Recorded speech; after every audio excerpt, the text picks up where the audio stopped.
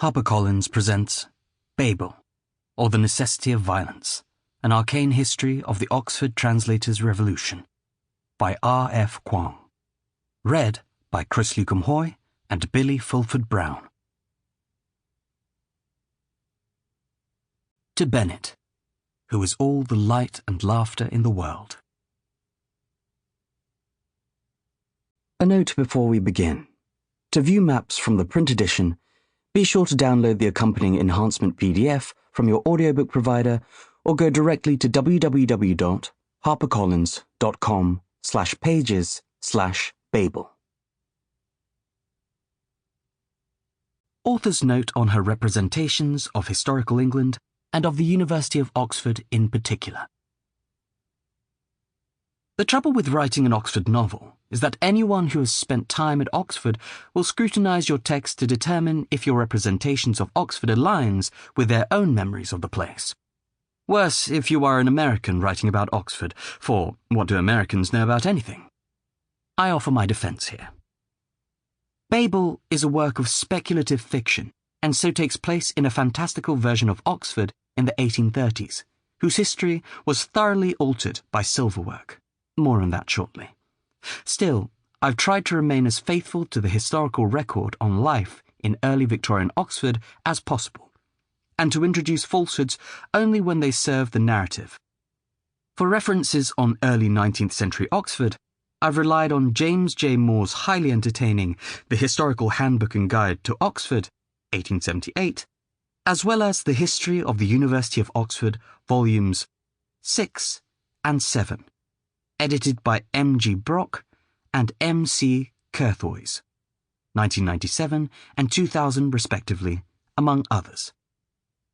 For rhetoric and the general texture of life, such as early 19th century Oxford slang, which differs quite a lot from contemporary Oxford slang, I have made use of primary sources such as Alex Chalmers' A History of the Colleges, Halls and Public Buildings attached to the University of Oxford, including the Lives of the Founders, 1810, G.V. Cox's Recollections of Oxford, 1868, Thomas Mosley's Reminiscences, chiefly of Oriel College and the Oxford Movement, 1882, and W. Tuckwell's Reminiscences of Oxford, 1908.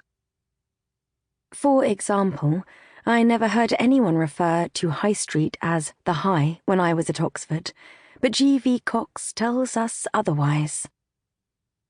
Since fiction can also tell us much about life the way it was lived, or at least the way it was perceived, I have also dropped in details from novels such as Cuthbert M. Bede's The Adventures of Mr. Verdant Green, 1857, Thomas Hughes's Tom Brown at Oxford, 1861, and William Makepeace Thackeray's The History of Pendennis, 1850.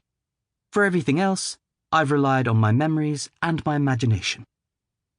For those familiar with Oxford and thus eager to cry, no, that's not how things are, I'll now explain some peculiarities.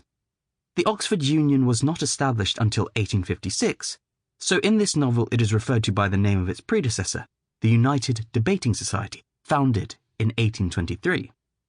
My beloved Vaults and Garden Café did not exist until 2003, but I spent so much time there, and ate so many scones there, that I couldn't deny Robin and company those same pleasures.